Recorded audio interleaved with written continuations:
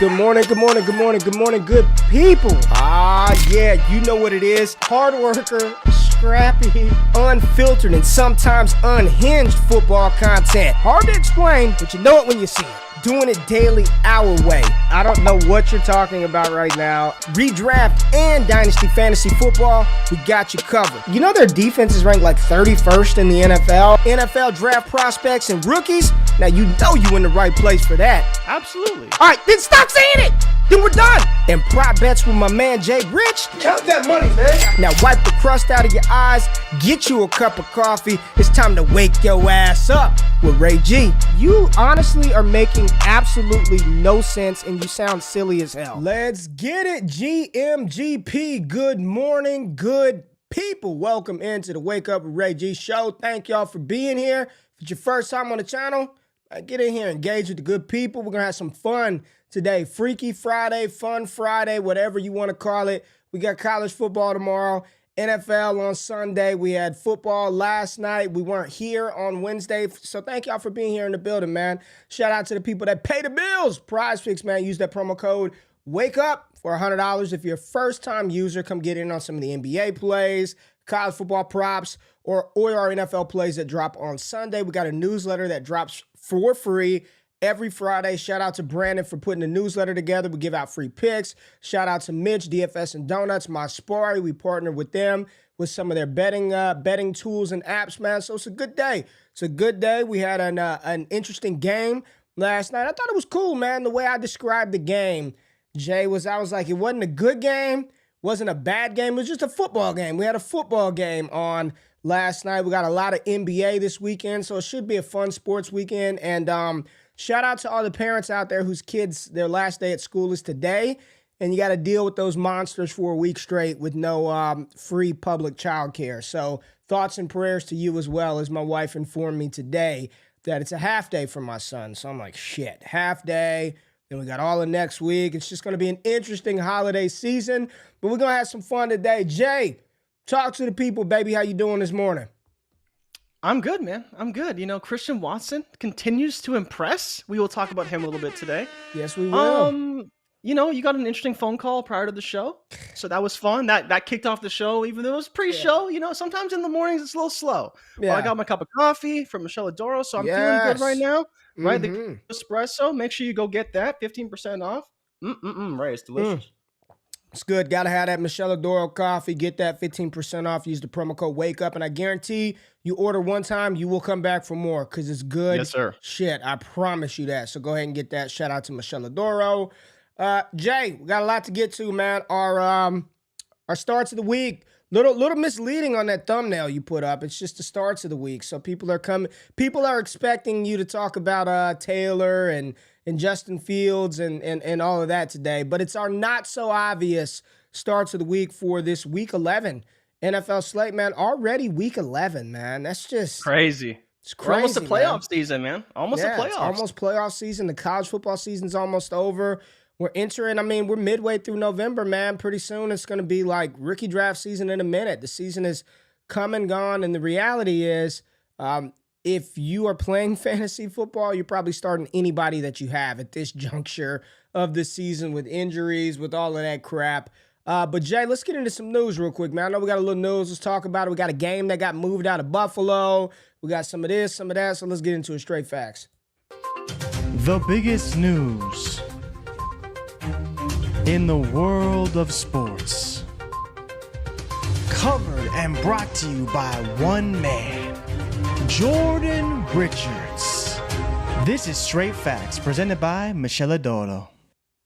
You know, obviously the biggest news that we have is the Browns and Bills game being moved to Detroit. That's actually pretty interesting, Ray. I was talking to my dad. I talked about him wanting to go to that game because they play in Detroit on Thursday Night Football as well. So they're going to have 2 games in 5 days in Detroit. Would be cool to go see that. But I think it's the biggest thing for us because of the fantasy implications, right? We get these players in domes, and that's good for everybody involved, for the offenses, for scoring, for potential points, all these various things. So I'm very excited to see that. I think that will be good. Both these teams do have good offenses, but playing in a snowstorm and playing in a dome are two very different circumstances. On top of that, Cooper Kupp did go on IR. So did Mecole Hardman. We're waiting on some practice reports because Keenan Allen and potentially Mike Williams may play this week. So that would be a big boost for a Chargers offense that is lacking in weapons and faces the Kansas City Chiefs this week. And then outside of that, though, Ray, there's not a ton of news. Mecole Hardman went on IR. A lot of people still maybe going to play, maybe not going to play. But the Eagles bolstering their defensive line was the biggest one, bringing in Ndamukong Suh. And then who's the other lineman they brought in? They brought in two defensive tackles. Was it Linval? Was it Linval Joseph? Linval Joseph, yes. Yeah, Linval Joseph, yeah. So they brought in two defensive tackles for a rush defense that has been struggling, frankly. So we'll see what happens with that, how they kind of integrate them, whether they play this week, I'm not sure.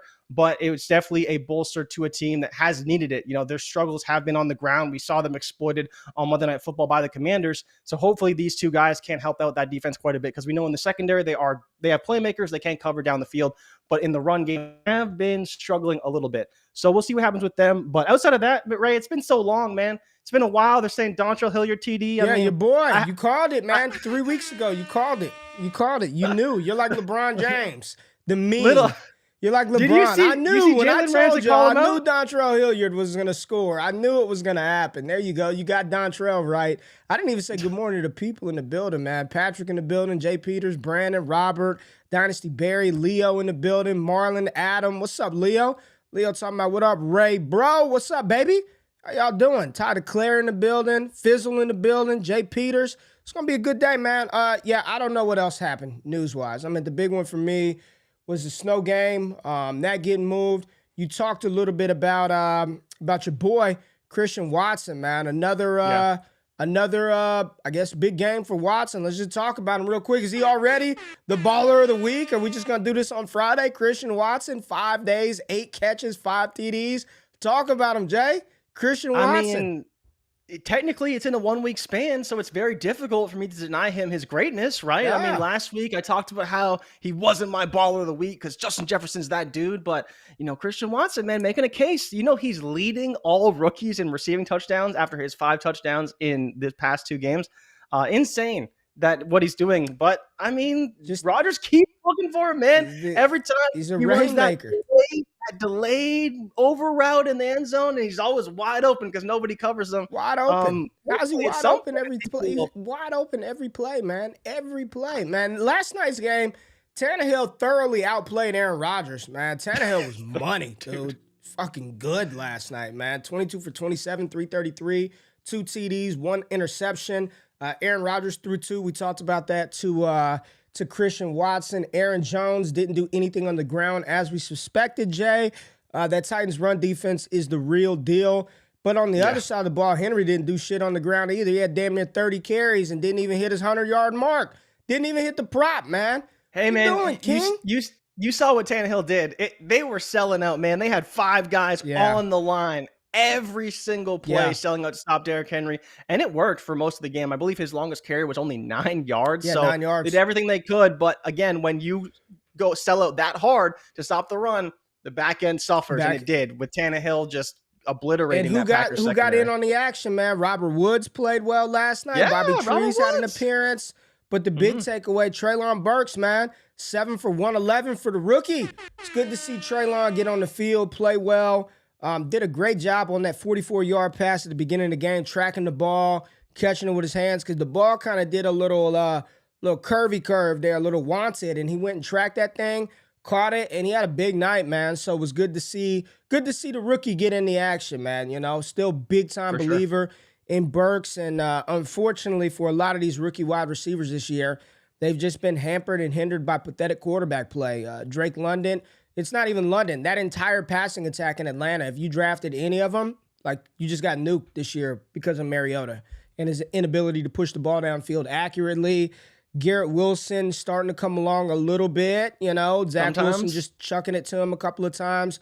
Olave seemed to cool down just a tad bit because of Andy Dalton. So it's just one of those things. You look at it right now and you're like, all right, Watson at least has Aaron Rodgers throwing him the ball. Treylon Burks, if he can develop into that one, this should yield well for him in the future. But, this is why we were high on Treylon Burks during the pre-draft process. And when he got the draft capital and the opportunity. I know it started. Matt Kelly talked about the roller coaster of Treylon Burks. It's going to be up and down, right? He was a little bit heavy, had to get in shape, but it was good to see Burks get in on the action. And then from the Green Bay side of the passing attack, Randall Cobb led the way, 6 for 73. Randall freaking Cobb, man. They need to go get a guy. They need to go get another guy, or Aaron Rodgers is going to be out of there with swiftness. But, Jay, let's get into our not-so-obvious start. Oh, you got something? Go ahead. If you got something, give it to me. No, you're good to go, man. Not much to talk about in this game. Where we going? QBs. So I have co-starters of the week, Ray. I got one, too. We're going to play a game with mine. We're going to play a game with mine, but go ahead. Okay, so I have co-starters of the week, and they're actually crowd favorites of both ours and the audience. It is Danny Dimes versus the Houston Texans, or not the Houston Texans. Who's he playing against? He's playing Detroit. Playing against Detroit. He's playing Detroit this week, and Russell Wilson is facing your Raiders, right? So you're going back to the Russell Wilson huh? I understand what people are saying. So the case for Danny Dimes is easy. He's playing Detroit. Yes. They allow nearly 30 points per game. We should see a lot of Saquon in this one. So my concerns that I brought up last week against Houston, kind of the same concerns. Saquon may get 35 carries and for like 150, 200 yards. So we're kind of relying on a bit of big play and short volume, but efficient from Danny Dimes. But the big thing is that Detroit does play more man coverage. So there is potential for rushing upside versus the other game where I didn't expect it as much. I expected a little bit more zone. But Detroit, if they man up a little bit, try to play very tight, obviously close line of scrimmage to stop Saquon, I think there will be rushing lanes for Danny Dimes. And then you talk about Russell Wilson facing the Raiders defense, who's been awful, obviously, this season, number 2 in points allowed, 22.6 to the quarterback. Matt Ryan came out of the grave like Uma Thurman in Kill Bill Volume 2. Straight up, no one expected Matt Ryan to play. He was announced the starter. He came up QB5 on the week. Raiders are allowing a league-worst 70.9% catch rate to opposing wide receivers. Lots of things looking good for Russell Wilson. If he can't get it done this week, Ray, I think I'm out. I'm out. Keep going back to this Russell Wilson. Everything is, I'm playing the matchups here. It's the matchup. I get it. I'm not trying to say you start him every single week. Who's he throwing to, though? Who's he throwing to? Dude, get it to Sutton. I don't care what you got to do. The biggest problem with Russell Wilson, man, he will not throw to Cortland Sutton. It wasn't until Jerry Jeudy got hurt that he's finally like, okay, I got nobody else. I'll throw it to Cortland Sutton, right? And he got 6 receptions, 60 yards. Again, nothing special. I think he had 11 saw a couple big plays. I think he had 11 targets. Yeah. Just get the ball to Sutton, and good things will happen. He still threw for 260 last week against the Titans defense, which is pretty bad. So I expect kind of the similar things this week. So for me, I think that he could be fine, but I do have Danny Dimes over him this week at least. All right. We're going to play a game. I like both of those calls. I mean, if you got Daniel Jones, if you don't know, you got to start him, right? You got to start Daniel Jones this week. But I'm gonna get sneaky here because here's this QB's finishes over the last 5 weeks: QB 13, QB 24, QB 6, QB 19, QB 5, and that's points per game. This quarterback's that QB 13, 24, 6, 19, and 5. That's where they finished. He played the last 6 games over the last 6 games, right? Their last 6 games, because that's Matt Ryan. No, it's not Matt Ryan. That's not Matt Ryan. It's not Matt Ryan. This quarterback is facing a defense that is not very good. They lost a star linebacker against a team who's probably going to put up points versus them. Probably put up quite a few points. I'm talking about Marcus Mariota. I think Marcus Mariota, if you need to roll one out there, and this is what we did. So in the Discord, let's go. Here's the game we're going to play. The same game I played with the patrons last night. Let me ask you right now, Jay, Marcus Mariota or Baker Mayfield versus Baltimore? Marcus Mariota. All right. Marcus Mariota or Davis Mills versus Washington? Marcus Mariota.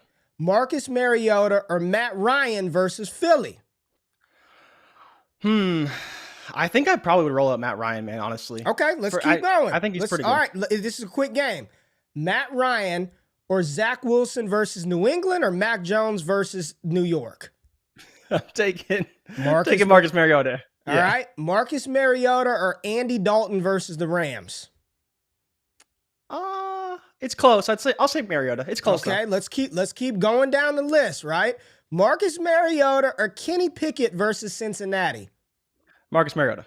Marcus Mariota or Derek Carr versus Denver? Where are you going with that one? Marcus Mariota. Okay.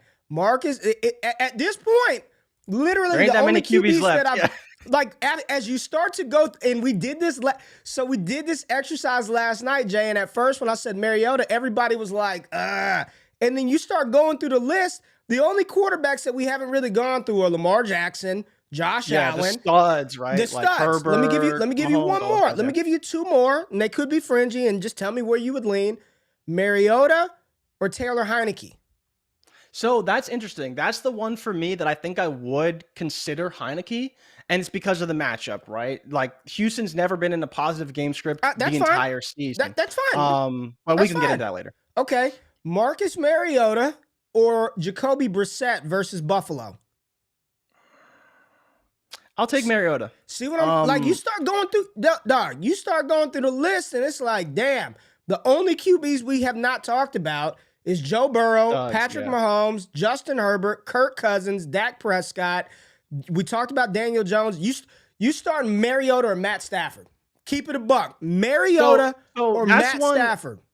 I would start Matt Stafford, and I know that sounds insane, but when I was looking at my not so obvious starts of the week, he was actually in contention because the Saints are so bad versus How wide receivers. How bad is Stafford? And he can't throw to anybody outside of Cup.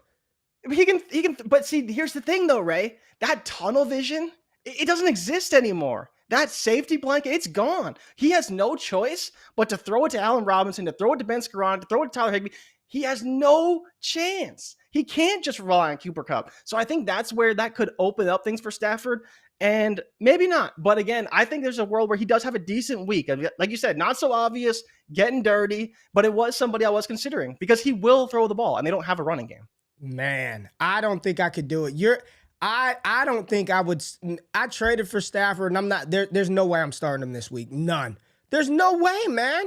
You can. I'm not saying you want to start him, but and again, it was something I was considering as an option. But then last one, Goff or Mariota. Goff or Mariota. In the cold, yeah, I think you got to start Mariota.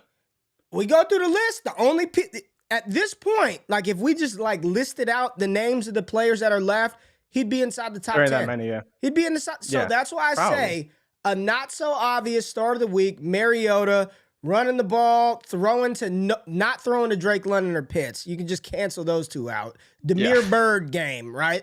We know it's not going to be Mariota or Pitts or London, so maybe it's a Demir Bird game. But I got Mariota. So we got Daniel Jones, Mariota or Russell Wilson. I still think I want Russ. He's again, I like to lean on the yards of the cute quarterback over a rushing floor. It's the same conversation we had last week with Daniel Jones. Man, I think he's going to throw for yards. So the biggest thing is he doesn't throw touchdowns. If he could throw touchdowns, he would be more than fine. He does. He just doesn't throw them to players that we want him to throw it to. So that's true. Yeah. All right. Yeah, that's where I'm at with the quarterbacks, man. I like the Mariota call. I do think you roll out Daniel Jones with supreme confidence. I think Taylor Heineke's a sneaky play. Somebody asked Justin Fields. We got a super chat. We need a quick little poll. Justin Fields, shout out Jimbo. Justin Fields versus the poll. The only quarterbacks I would start over Fields this weekend would be Lamar versus Carolina. You're starting Allen. I wouldn't even do that. You wouldn't start Lamar over Fields? Nope. No way. Okay. Not a chance in hell. I would start Fields over everybody who isn't Mahomes. You'd start him over Josh Allen? Probably. You'd start him over Hurts? You'd start him over Hurts? Yeah. Isn't Hurts on the road this week in Indy?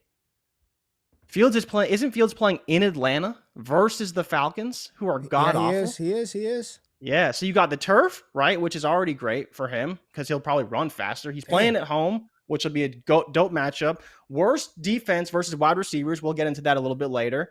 I mean, it's literally a prime matchup for him to smash. I don't see any reason why he wouldn't have a great week. I'm just asking. Fields over Kirk Cousins versus Dallas?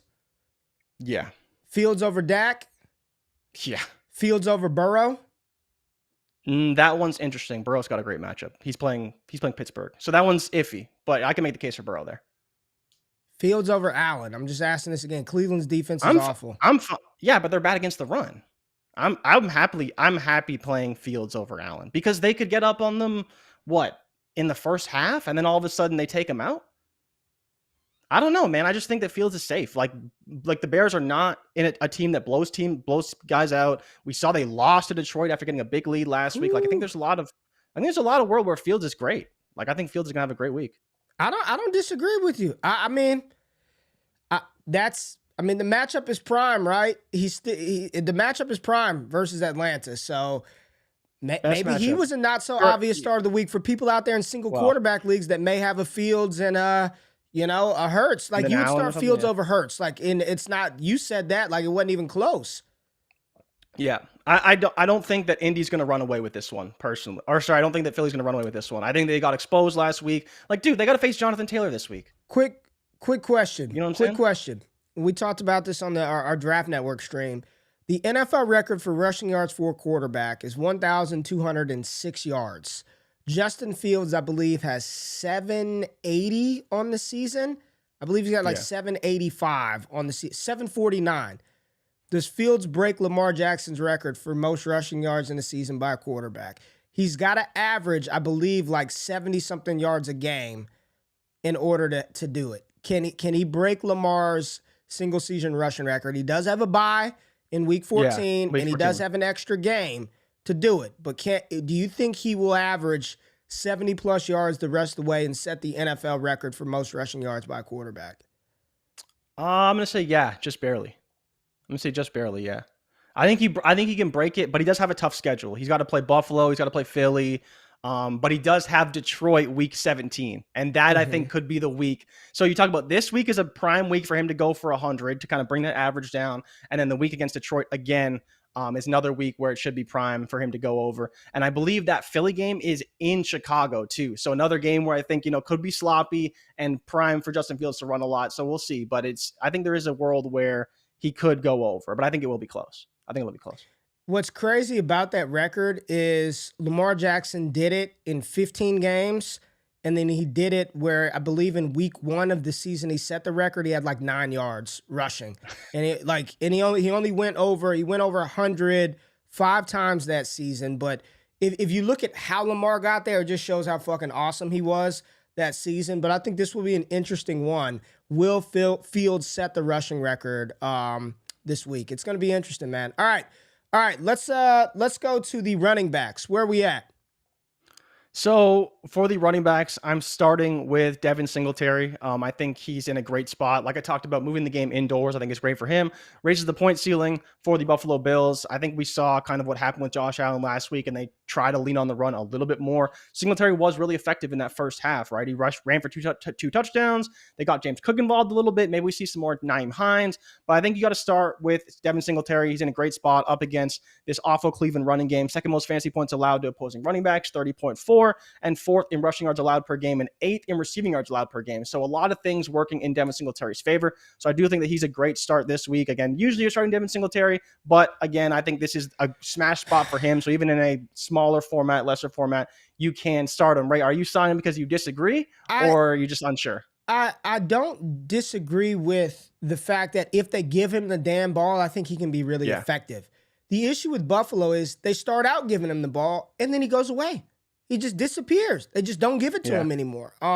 He had 2 quick touchdowns last week versus Minnesota. And then what else did he do after that? And I know that was enough, right? Like that, you started him. Oh, yeah, you got good. 2 touchdowns. You're feeling great. But it's the consistent workload that always makes me fearful of Singletary. And those touchdowns last week, I believe, were his first of the season in week 10. Yeah. You know what I mean? And because they get down there and they just pound it in there with Josh Allen. I don't dislike the call. I don't disagree with the call. It's very frightening having to deal with the inconsistency of touches for him. And that's the part that makes me a little hesitant, Jay. But I don't dislike the call because Cleveland, you can run all over Cleveland. So I don't dislike the call. One of the running backs that I want to talk about that I think you can fire up with supreme confidence, and I'm gonna give like a little twofer here. I think you can fire up both Brian Robinson and Antonio Gibson with 100% confidence. Listen, we see it, right? This is not a debate on which running back is more explosive, which running back should be getting the ball, which running back looks better when they have the ball. And to be fair, B-Rob had a couple of runs last week where he almost ripped off a couple, right? But it's versus Houston, man. This is the league's worst rushing defense. You've got an offense that likes to establish it. and you know Yeah. that Brian Robinson is going to get 15 touches. Like, you just know this, man. And it's not a hard thing to, you don't want to overthink it. You start running backs versus Houston. I believe they're one of the teams that one of the leaders in 3 and outs in the NFL as well. So you're Probably. just talking about an offense that can't. Houston, if you watch the Texans, which most of you probably don't, let's be real, most of you probably don't, their first 10, 15 plays are just fucking fantastic. They just drive the ball with ease, looks good. But after the scripted plays are over, it just goes downhill quick, and they can't do anything, right? So if you've got Brian Robinson, if you have Antonio Gibson, I'm firing up both of those cats. And here's the thing, man. Listen, Jay, let me just ask you. Let's go. Let's play the game. Well, go ahead, give your last running back start, and then we're gonna play another game. Let's go. All right, so last one, no surprise, thumbnail man himself, Isaiah Pacheco. This is the buy window is about to close for Isaiah Pacheco. I was talking to Scott Connor a few weeks ago how this was the game I had pegged when Pacheco would really, be on the scene, right? Last week, he had 16 carries for 82 yards, didn't score touchdowns, so his value didn't quite go to the moon. Clyde, only 4 snaps. So again, his career is just about done in Kansas City. But the Chargers are brutal at stopping the run. They're 3rd in fantasy points allowed to running backs. Number 1 yards per carry allowed, 7.8. Number 2 in yards allowed per game. Like I mentioned, it's the breakout game for him. I think this is a great spot. And then on top of that, Ray, in the playoffs, he has the Texans in week 15 and the Seahawks in week 16. Oof. Isaiah Pacheco breakout is going to happen this week versus the Chargers. And like we talked about before as well, Juju probably not going to play. Mecole Hardman on IR. Yes, we'll see some Kadarius Toney, but a perfect game script for them to lean on the run against a bad rush defense and not force Mahomes to win the game on his own. They are on the road too, so they're playing on that LA turf in SoFi Stadium. I think that Pacheco could have a great game against this defense. I'm all in on Pacheco. I think you have to start him this week in this smash matchup, and in my opinion, could be very difficult to attain after this week if he has a big game. I'm right there with you. It looks like both Gus Edwards and Mark Andrews are going to play, so I'm just going to ask you, Gus Edwards versus Carolina. How you feeling about Gus Bus this week? I always feel good about Gus, to be honest. I think you got to play him. Every time he's played, he's been good. I think outside of the game he got injured, where he still had like 60 yards in that one, he just didn't score. That's the only concern. But against Carolina, you have to imagine his chances to get in the end zone are probably pretty good. So for me, I think you start him. I mean, depends on, your options, obviously, but he's probably a top 30 running back this week, I'd say. Probably at least an RB3 or better. Carolina's bottom 8 in the league against the run, giving up 139 per game. The only teams worse than Carolina at stopping the run: Seattle, Chicago, Dallas, the Chargers, Detroit, and Houston, giving up 181 on the ground per freaking game. Gibson and Robinson should look like all pros. I'm telling you right now. Rank these guys because we're about to play a game. Get out. Okay. Stop it, chat. Mike Anderson, God damn it. Mike and Jimbo, they're ruining my game because they brought up the player that I wanted to talk about, DeAndre Swift. So let's just get into it since Mike and damn Jimbo are ruining it for us, man. Jay, DeAndre Swift or Isaiah Pacheco? Who you starting this week? It's Isaiah Pacheco, and I wouldn't even say it's that close for me. I wouldn't even consider it. Wouldn't even consider it. You wouldn't consider it. Okay. The Giants are only allowing 2 receptions and 26 yards a game on average to opposing running backs. It's actually one of the lowest in the league. So if you talk about just situation, they actually allow the fewest receptions in the NFL to opposing running backs and very low in terms of yardage. So if you want Swift to catch pass out of the backfield, he's probably not going to do a ton of that versus this pretty solid, in my opinion, Giants defense. Swift or the pair, your favorite, whichever one you like, the pair of Washington running backs. Who you start? B-Rob over Swift, and Gibson is a toss-up, but I think you probably play Gibson over Swift too. I'm not playing Swift this week. It's not a good matchup. Talk about it. I don't. You want him to catch passes, man. You can't do it. You can't. You can't. Like legit, they are the lowest team. The Giants allowed the fewest receptions to running backs on the entire season. To be fair, they're a bottom 10 team against the run. They're giving up 133 on the ground per game. But again, that's fine. But he doesn't run the ball. They've only given up 22 receptions this season to running backs. So what, you think Swift's going to have a 5-reception game against them? No way, man. It's not happening. There's no way. I'm not doing it. I can't do it. Only 182 carries, 26th in the league? Against? No, man, you can't do that. There's no way. There's no way. Swift or Devin Singletary? Singletary, not close. If you're giving me any of these guys that have great matchups, take them over Swift. Swift has an awful matchup this week. Just horrible. Swift or Najee Harris versus Cincy? Oh man, see now you're Let's we're go. getting down and dirty Swift now. or Najee? But give me Najee. Give me the volume. I'm telling you, bad matchup and no volume is basically like you're at the bottom of the barrel. Like Najee's getting what 15 opportunities minimum, upside of at least 20.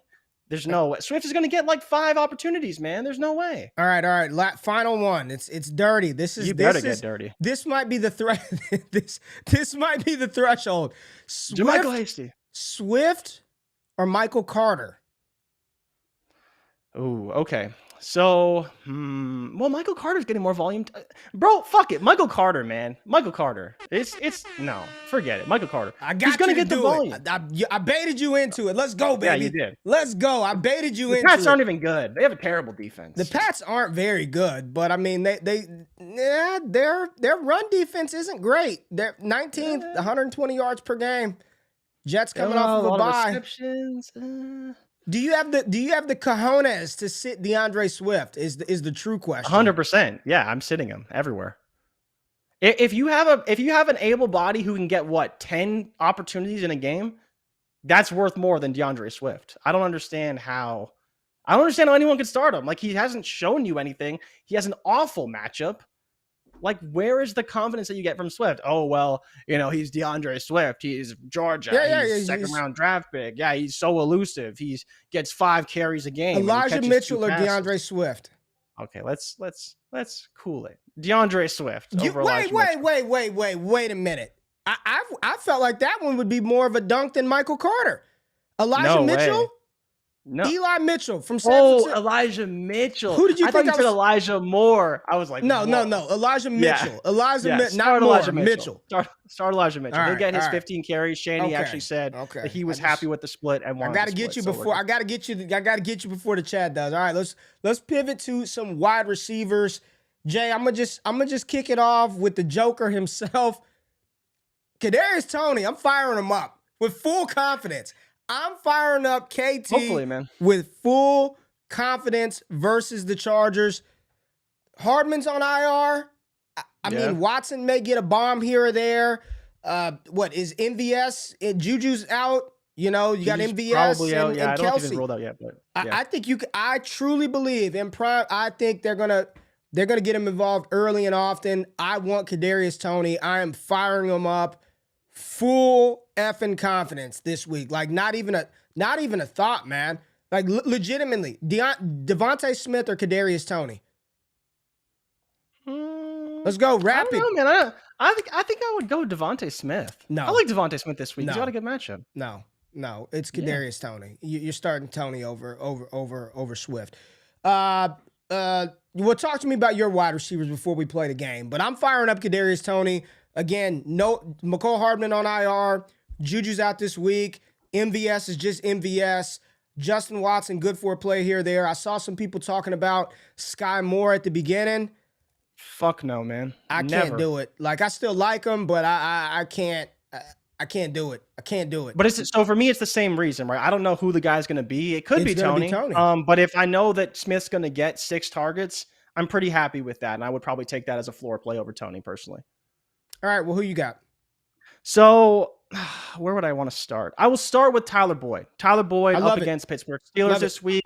Number 1 matchup versus slot. The Pittsburgh Steelers allow 26.6 fantasy points per game to the slot. Steelers are second worst pass defense in the league, allowing 15 yards per reception, which is wild. Them and Houston, the only teams allowing 15 yards per reception, but Tyler Boyd in a great spot this week. Number 1 slot matchup for any receiver in the league. Obviously, Tyler Boyd will man the slot. We may see some T. Higgins. Jamar Chase may play, which again would open up things for Tyler Boyd. That's the biggest thing for me here. And then he also has a touchdown in 2 of the last 3 games versus the Pittsburgh Steelers. So I think it's a great matchup for Boyd. And I think he will continue to have a good game in this week. So that's kind of my number 1. And the second one, Ray, is this is depending on the status of these players, but I Okay. think you can start DeAndre Carter. Same logic as last week. Last week I talked about Christian Kirk starting against the Chiefs. He was like wide receiver 3 on the week with 2 touchdowns over 100 yards. DeAndre Carter, if Keenan Allen does miss for some reason, I think it's a great spot for him. He's being heavily involved. He scored a touchdown last week, and I believe they are number 2 against the slot in the NFL. So Pittsburgh's number 1, and then the Chiefs are number 2 at allowing fantasy points to the slot. So another great spot for Tyler Boyd and for DeAndre Carter to have great weeks this week.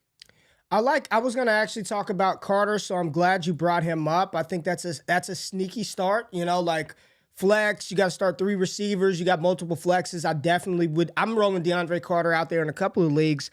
I do want to talk about my boy Rondell, especially with Kyler Murray potentially dealing with, this hamstring. It's going to be probably not looking like he's going to play. Arizona's got San Francisco. I don't think they'll be able to run on San Francisco very much. They're going to plod their way with James Conner. We know Benjamin got released. But what I loved about Colt McCoy, and this is not a Colt McCoy over Kyler Murray debate, is Colt McCoy did exactly what he was supposed to do, which was hyper-target 2 players, DeAndre Hopkins and Rondell Moore. Rondell Moore had 13 targets versus the Rams. 13 targets in neutral game script. It wasn't like the game was a blowout or any of that. It just was Colt McCoy said, if I'm throwing the ball, I'm throwing it to number 4 or I'm throwing it to number 10. Now, there was a report yesterday, and I mean, it's Thursday, that DeAndre Hopkins, little hamstring soreness.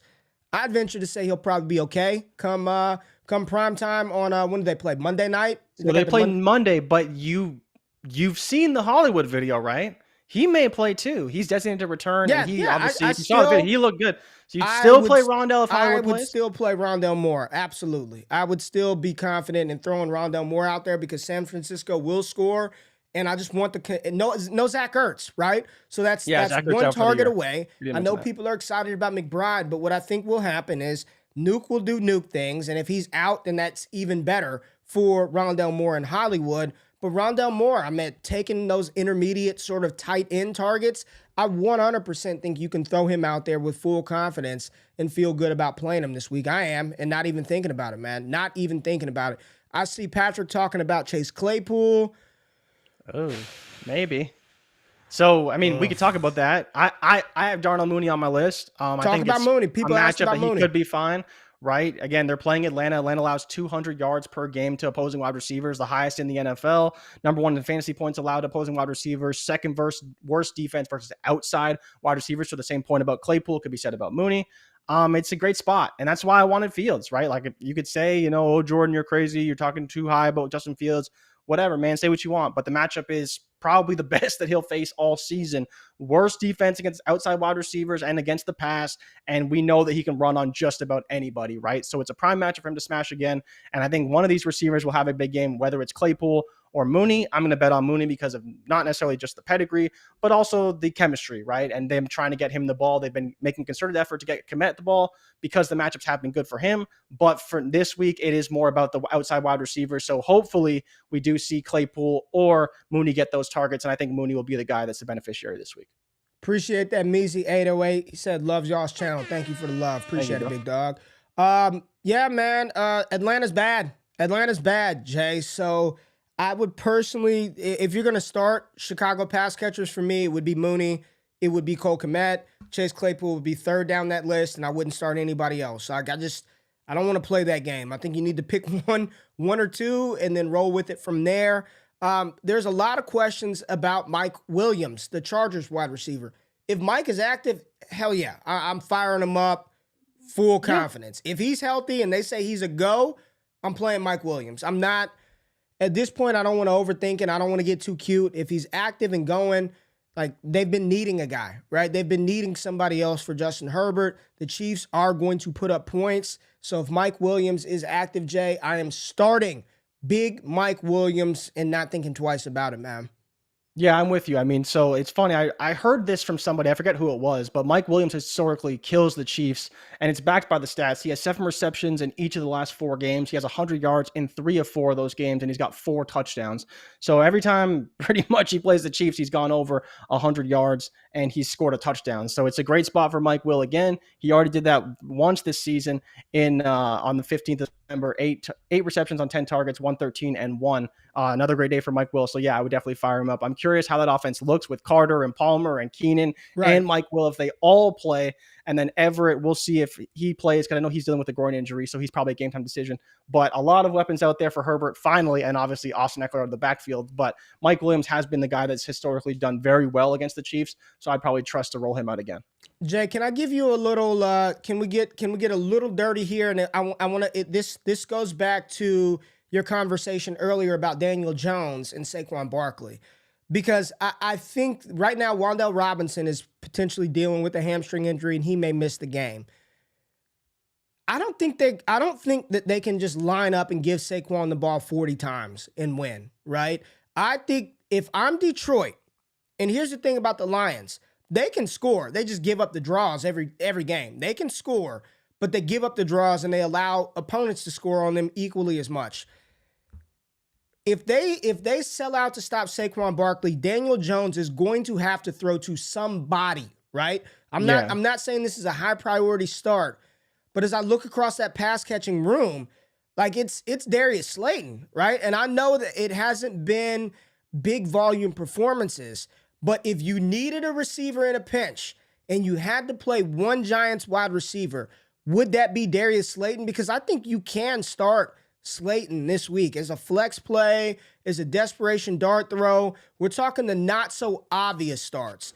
I don't think they're a playoff team, man. The Giants, you cannot give him 40 touches every week. They're gonna have to do something, man. They're gonna have to do something. So if you had to bet on one, no Wan'Dale Robinson, David Sills, they might call him back up.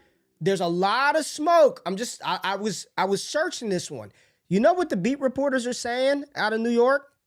I forget the name, but I know you picked him up in our Royal Rumble League. I know you picked him up. I forget the name off the top of my head. I don't know. See, I would rather. So here's what's tough, right? It's dirty. It is 3-day-old underwear dirty. But Isaiah Hodgins, what do you think? So here's the problem. Not that I ever do that. Analysis, I would never. Right? I would never wear underwear for 3 days in a row. So there's two issues here. One, the Detroit Lions, for as bad as we say they are, go ahead. As bad as we say they are, they actually don't allow that many points to outside wide receivers, right? So that's one of the bigger things. They allow most of their points to slot receivers. They're 6th in the NFL in allowing points to the slot, but they're 23rd in points allowed to outside wide receivers. You say they're not going to slam it up the A-gap with Saquon Barkley 25, 30 times a game, but I think they are going to do that because for better or worse, that's how they win. In the last game, Saquon Barkley started the game with 7 carries for about 15 yards, and they continued to give it to him over and over and over until eventually he broke a few big plays. It set up the play action game, obviously. So we'll see. They're talking about Okudah in the chat. I think that's the big issue here. Okudah's going to cover somebody, and I don't believe anybody's going to beat him, right? Could they beat him? Sure. Do I believe they're going to? Probably not. I already talked about how I think they're going to man him up, and that's the biggest problem is that is he going to beat man coverage? We'll see. The play action game will be there because they're going to give it to Saquon 1,000 times, but I think they're more susceptible in the slot, and we don't know who that slot receiver is. And so from that standpoint, it's difficult for me to say that I would take Slayton as a start because I would rather play a guy like Chase Claypool who has a great matchup on paper. Even if the usage is a little bit questionable, I think the matchup is much better for Claypool. Man, it's every week some random ass Giants receiver is scoring. It was Lawrence Cager.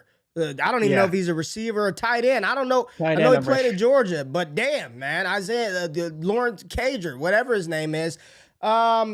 Jay, here's the biggest name of the not so obvious start. The biggest name on the slate. You know who it is, right? Is it DJ Moore? No. Oh. You ain't starting no damn DJ Moore. You can't do it. Love DJ Moore. Biggest name, Jay, in a big opportunity. Biggest name, biggest opportunity. Will he step up? Can you start him? Because right now, I guarantee you 70% of the chat has this dilemma to make in one league or another.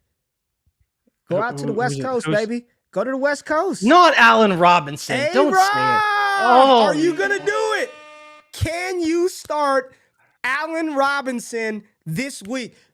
You drafted him to be the 2. Cooper Kupp is out. Can you, there's not going to be much confidence, but can you start A-Rob, dog? Can people start Allen Robinson? The Saints allow the 7th most fantasy points to outside wide receivers. So the matchup is fine. The Rams actually allow the most points outside wide receivers on the season for people who are paying attention. So I was going to talk about not so obvious starts in the Saints, but I don't know who the fuck is going to play.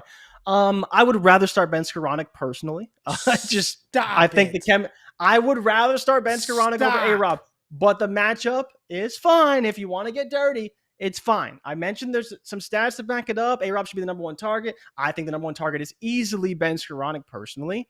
I mean, he's got those white sleeves on. Maybe A-Rob can rock those white sleeves.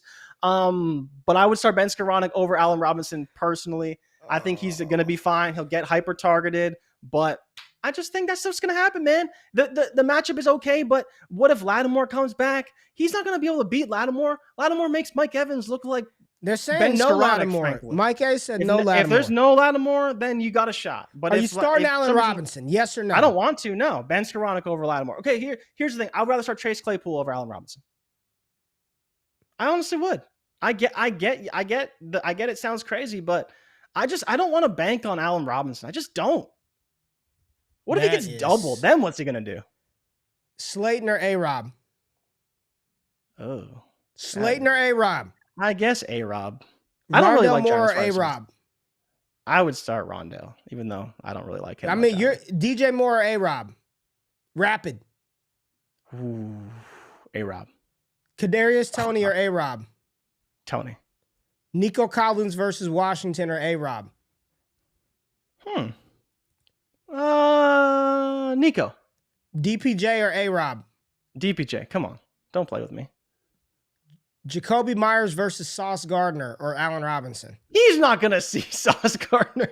Give me Jacoby Myers. Why is he not? Because he's going to play in the slot. Nelson Aguilar is going to get locked up by Sauce, though. He's going to be in a fucking seatbelt. Baltimore's number 1 receiver, who is it? DeMarcus Robinson, probably. Robinson or Robinson? There's the last one. DeMarcus Robinson. Who? DeMarcus Robinson. Sorry, bro. Just how I see it. Carolina's not good. They allow 16.9 points per game to outside wide receivers. They have a better matchup than against the Saints. Swift or A-Rob? Ooh, that's tough. Swift or A-Rob? Give me A-Rob.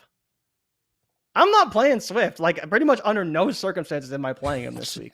And I got 0 shares and 0 faith. You are wilding this morning. All right. Tight ends. Okay, Patrick, you say DPJ's not going to torch the Bills? We'll see, my friend. Patrick, get a bet with him. He won't pay it up. Bet Jay Rich. He won't fucking pay. Is his over-under out yet? Because I'm going to hammer the over again, and he's going to crush it again. Yeah, legit. Like get him, Chad. Get him, George. Swift or Anthony Schwartz, Jay Rich? Ooh, man, come on, bro. We're getting dirty. Tight ends. All right. Tight ends. This week. George Kittle. George Kittle's your not so obvious tight end start of the week? I mean, there's not a lot of options, but I do have a game there aren't a lot of options. But the guy you want to start is George Kittle. If you're thinking of benching him, he's playing the Arizona Cardinals. They're the worst team against opposing tight ends. You want to start George Kittle this week. But, Ray, the Lions have a great matchup this week versus the New York Giants. New York Giants saw the 4th most yards over the season to opposing tight ends. Would you start Brock Wright or James Mitchell this week? I do have an answer for the people, so I'm not, but you have to choose which one would you start. Let's see how tapped in you are to the tight end landscape out in Detroit and the stats to back it up. Isn't there another one that they have too? Zylstra? Yep, he's an option, but he's not going to. He doesn't fit the narrative. Let me just say this: I don't know. I'm not tapped in. I want to say Brock Wright, but I always see James Mitchell out there. I think Mitchell's running more routes than Brock Wright. I think, is he? I don't know. I didn't even look it up. My stats are a little different. Your stats are different. Okay. Well, I don't have that stat pulled, but I have a different. What is your answer, you operate in a different statistical world than everybody else. I do. I don't know. I'll ask you this because we had this conversation in the chat last night with one of the patrons. Do you have the balls to start pick whichever one you think it's going to be, of the Philadelphia Eagles tight ends, Jack Stoll or Grant Calcaterra? I can't do it, man. I just can't. I don't know who it's going to be. I can't do it. I mean, Jackson, that's yeah, the same thing Cole you're or asking me with Calcaterra. Detroit. I have no clue. I have no clue. So here's the numbers behind why you want to start Brock Wright. The Giants are actually pretty good versus slot tight ends. The player that runs the most routes from in line is actually Brock Wright. Brock Wright plays in line more than any other tight end on the roster significantly. He gets 28 snaps in line versus Mitchell, who plays only 6 in line. The Giants allow 8 fantasy points per game to inline tight ends, but only 2 points per game to tight ends in the slot. So if you're going to play anybody versus the Giants, they usually do their damage in line, and Brock Wright's the guy that plays the most snaps in line, and that's the player you want to target because that's the guy who's probably going to have success versus Giants defense. I don't listen. The tight end landscape is so barren and terrible. Like it doesn't. Do you have Kelsey? Do you have Kittle? Do you have Kelsey? Do you have Andrews? Do you have Hawkinson? You don't start any of the Cleveland Browns tight ends. I know they're saying Njoku's going to be back this week. I hope they just hold him one more week. I really hope they hold him one more week. Dawson Knox, really, yeah, sure. The one that I want to start is sort of correlates with one of your quarterbacks, man, is Greg Dulcich. And I know he didn't have a big game last week, but the Raiders defense is honestly it's at the bottom of every statistical category there is for defense. So with the absence of Jerry Jeudy, or at least what we believe Jerry Jeudy's not going to play this week, thank God he didn't get injured for the season, but no Jerry Jeudy this week. I don't think Virgil Vigil is going to be able to have a 66-yard touchdown again. So I think versus the Raiders, who have no linebackers, who have no secondary, you're talking about Rush trying to get to Cook again. I think he's got to involve Greg Dulcich early in that matchup, and I'm firing him up with full confidence, man, like straight up, full confidence. I'm seeing people say Tyree Jackson, he's back. If I had to pick one from that one, it'd probably be Calcaterra because he's ran a couple of routes. But I just, from everything that I'm reading, is they'll just run the ball more. Like they'll just run it a little more with Miles Sanders, and then it's just going to be. And they'll get it to Smith and get it to AJ Brown. And AJ right? Brown. Yeah, best and ball. maybe more I don't Quez care. Watkins, right? Like some 3-wide receiver sets. Jonnu Smith is also another one that I would consider versus the Jets. The game plan for New England: run Ramondre, don't force it downfield. So I think Jonnu Smith and or Hunter Henry could be in line for whatever 5-yard passes Mac Jones is going to throw versus the Jets. But ultimately, tight end is so bad, man. Like we're talking about cats who are getting a target or have gotten no targets and like throw them out there. That's how bad it is in the tight end landscape, Jay. So there you go. There goes some not so obvious. We played a lot of would you rather in this edition of the not so obvious starts, but that's where we're at this part of the season, man, with all these teams just being wrecked by injury, being wrecked by inefficient quarterback play, being wrecked by no ground game.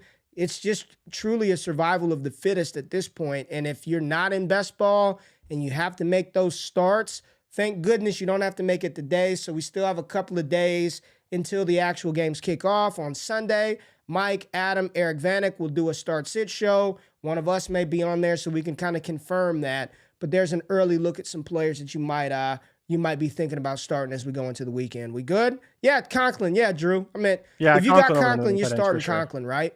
All right, let's do this. Rank the rookie wide receivers based on performance this year. Chris Olave is at the top. If we're basing it off of performance, it's pretty easy. It's Olave at the top. Who would be second? Rookie wide receivers. Wilson, London.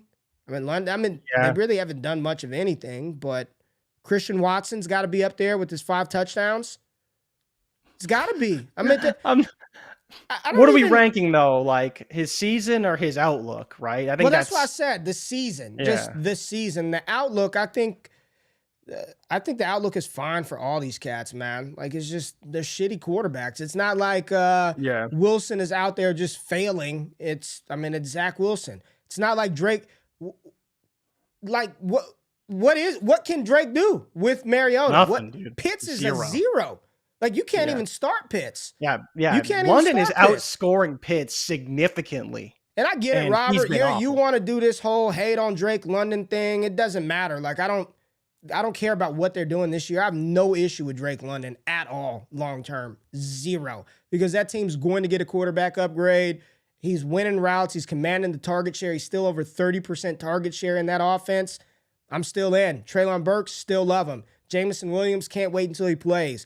Garrett Wilson, hope the maturation continues. Chris Olave, playing well. The only ones that are like, that did not do anything, like, and it's just injury related. Jahan Dotson's been in and out because he's been hurt, right? Like, and he has 4 TDs this season. Yeah, and he's got 4 TDs. Wan'Dale Robinson looks like he's got some promise moving forward. So I think the outlook for the rookie wide receivers is pretty good. Hopefully they get some upgrades. We'll see Jamo with a QB upgrade. We see London and Pitts with the quarterback upgrade. Who else? I mean, we're not going to get one from the Jets, but hopefully they'll continue their chemistry. I think Garrett would be 2 based on production this year. I think Garrett Wilson. Pretty close, yeah. He's been good. Yeah, catching the ball. Ohio State wide receivers, man. Yeah, they're doing really good. They're doing really good. So that's how I would do it. But Jay, anything you want to say to the people before we get out of here? I'd say check out the newsletter, man. It just came out, dropped at 8 a.m. Dead last. Dead last. That's it, man. That's pretty much it. America's Game tomorrow. 4D dropped today. Off the line yesterday. So lots of pods out on DD Radio. And that's about it. We'll be back on Monday. Got a super chat asking for a friend, Jay Rich. Oh, this isn't asking for a friend. We were going to make a trade. Talk about the trade. Let's talk through your trade. Let's talk through your trade. Let's get this trade done. So Destination Debbie versus Campus to Canton. Bruning sent me Herbert for a 1st and 2nd because I asked him what it would take to get Herbert. So his fee is a 1st and 2nd. Then he revoked it because he realized that he fucked up.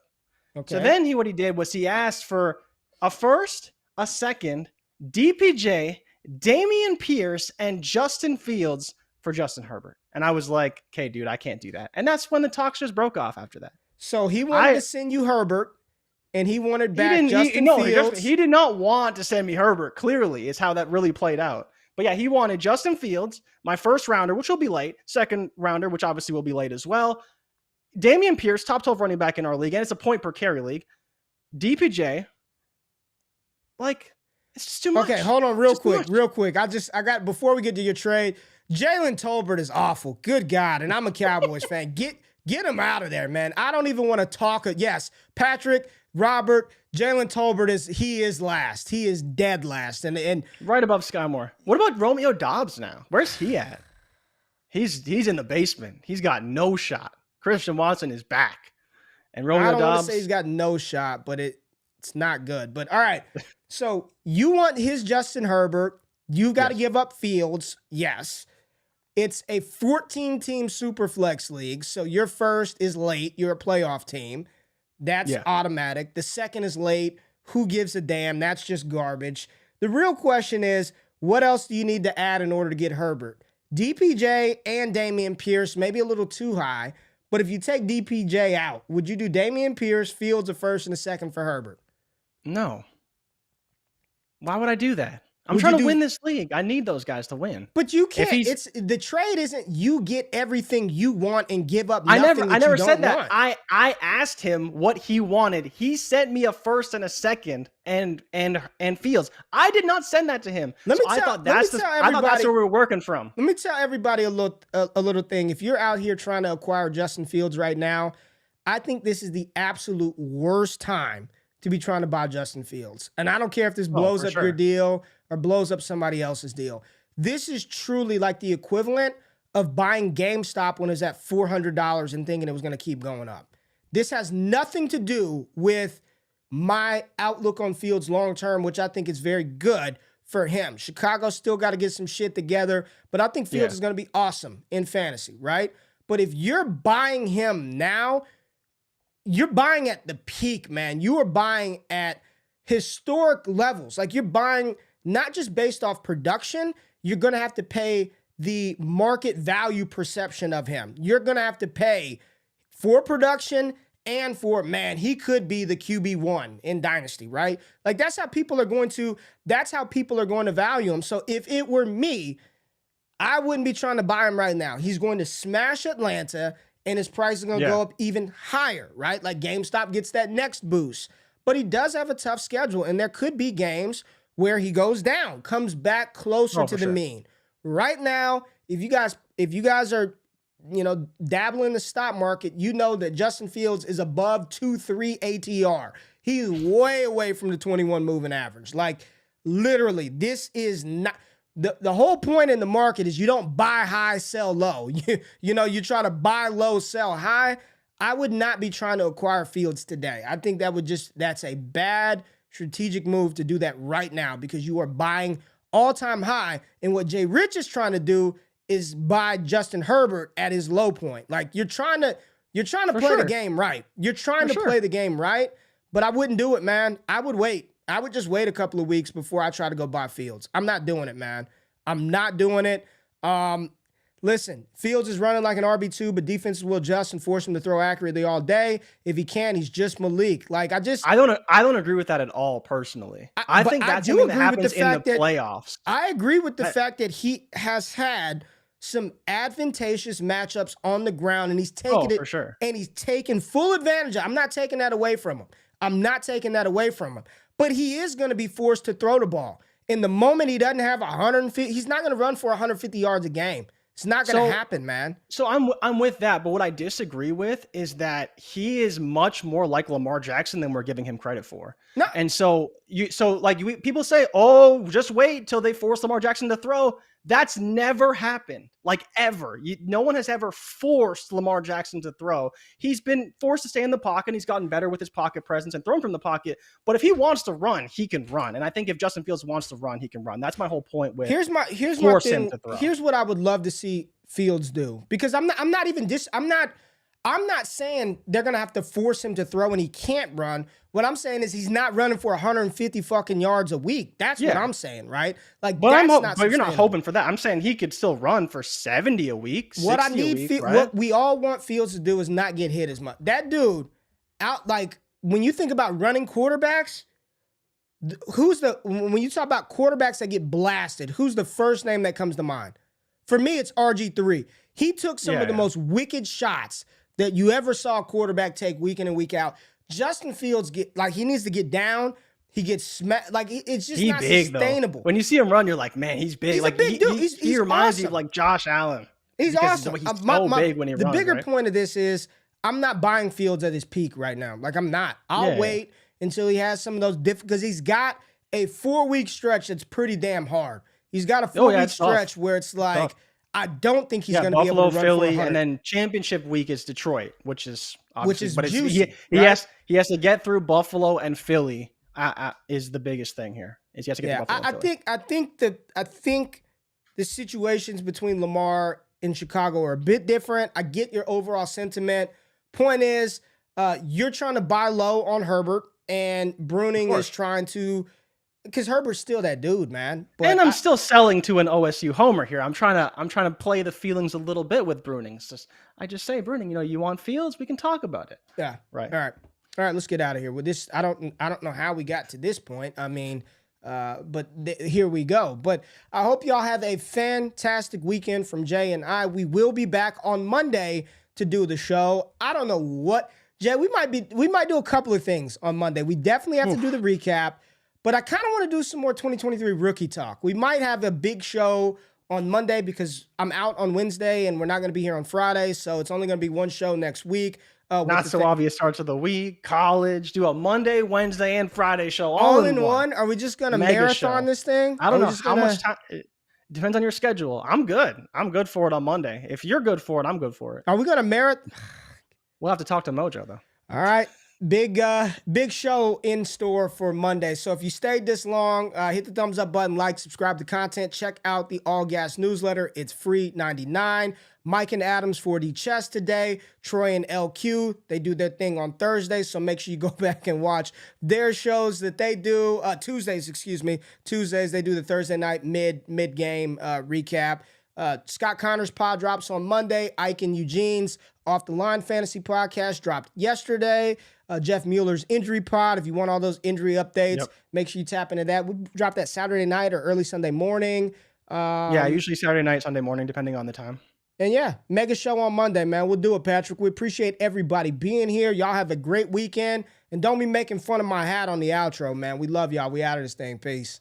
Thank y'all for watching the Wake Up Show with myself and Jay Rich. If you finished the show and you're still hanging around and have yet to hit the thumbs up button or subscribe to the channel, do that right now and turn them alerts on while you're at it. If you want more exclusive access to me, Jay Rich, the entire Destination Devy team, patreon.com/allgas gives you that access. Make sure you subscribe to the newsletter for free 99 content. And if you want to get in on that action, use the promo code WAKEUP over on PrizePicks for a 100% deposit match up to $100 for first-time users, and a brand new show dropping on the Mojo YouTube channel. Myself and Jay Rich will be talking about these players and their value from a stock market perspective every single week this fall over on Mojo. It's all gas all the time. Love y'all. I'm out of this thing. Peace.